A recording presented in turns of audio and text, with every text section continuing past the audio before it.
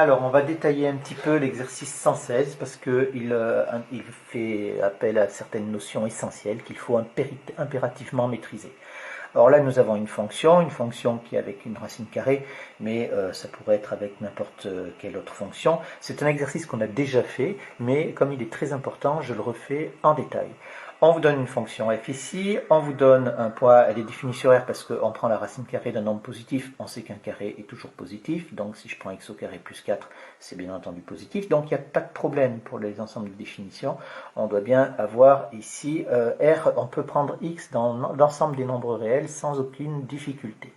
Donc maintenant, on vous demande si le point A de coordonnées 3, 7 appartient à la courbe représentative de cette fonction-là.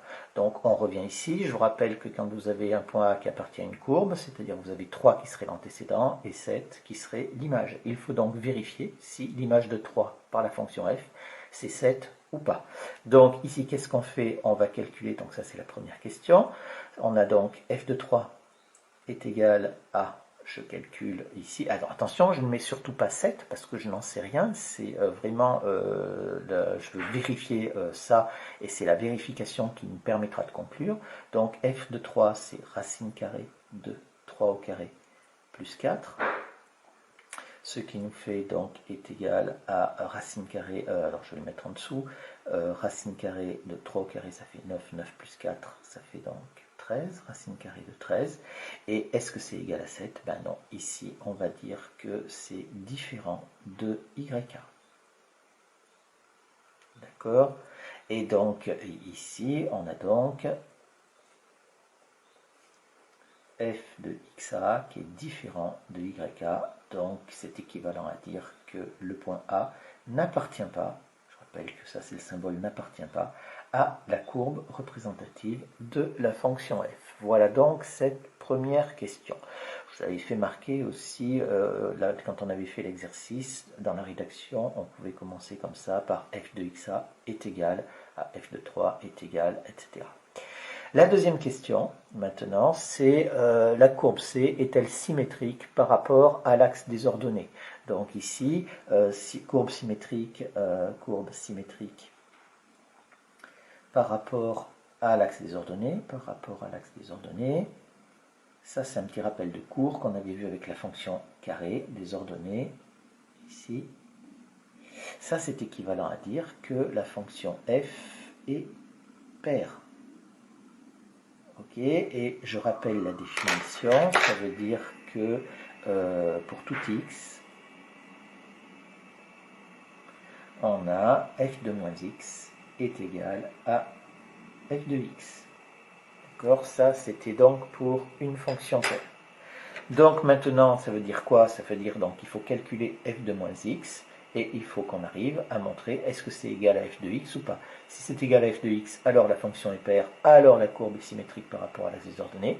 Si f de moins x n'est pas égal à f de x, alors la fonction n'est pas paire, et donc elle n'est pas symétrique par rapport à l'axe des ordonnées. Donc ici, on va calculer f de moins x. F de moins x, ça veut dire quoi? Ça veut dire que partout dans l'expression de f de x, on va remplacer x par moins x. Mais si on le remplace ici, il faut le remplacer également là, et partout où il pourrait figurer dans une fonction, si c'était une autre fonction.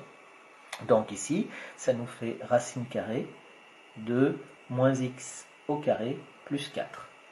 Alors faites très attention, j'ai écrit ça volontairement, cette écriture est fausse. Pourquoi? Ben, tout simplement parce qu'on a remplacé x par moins x, et donc comme on remplace par quelque chose qui est compliqué, il ne faut pas oublier de le mettre entre parenthèses. C'est très important parce que là, le carré s'applique sur la parenthèse, c'est-à-dire qu'il s'applique sur le x, mais il s'applique aussi sur le moins, alors que si je n'avais pas mis la parenthèse, le carré s'appliquerait uniquement sur le x. Donc ça nous fait égal à quoi? Ça nous fait égal à racine carrée de moins x au carré, ça nous fait donc moins x fois moins x, c'est-à-dire que ça nous fait x au carré plus 4. Et là, je retrouve f de x. Et donc, je peux dire quoi? Donc, la fonction f est paire. Conclusion, la courbe est symétrique. La courbe est symétrique par rapport à l'axe des ordonnées.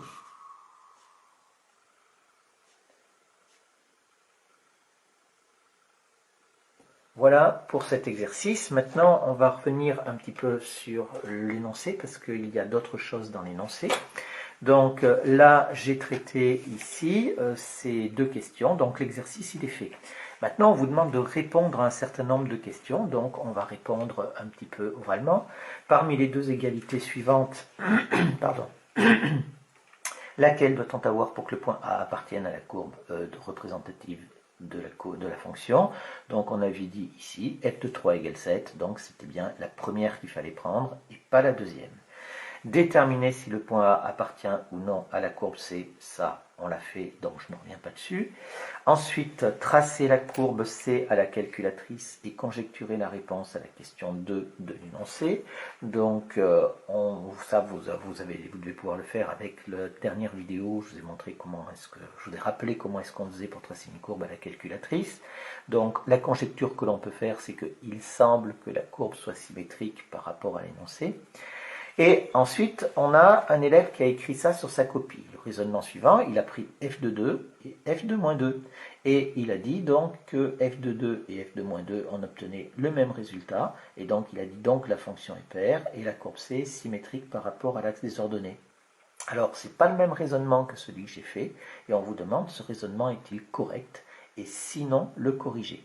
Alors, le raisonnement, il n'est pas correct, tout simplement parce qu'ici, il ne prend qu'un exemple, c'est-à-dire qu'il trouve que f de 2 est égal à f de moins 2, voilà, mais avec ce raisonnement-là, rien ne dit que pour f de 3, ça va marcher. Ça marche pour 2, mais ça ne marchera pas nécessairement pour 3.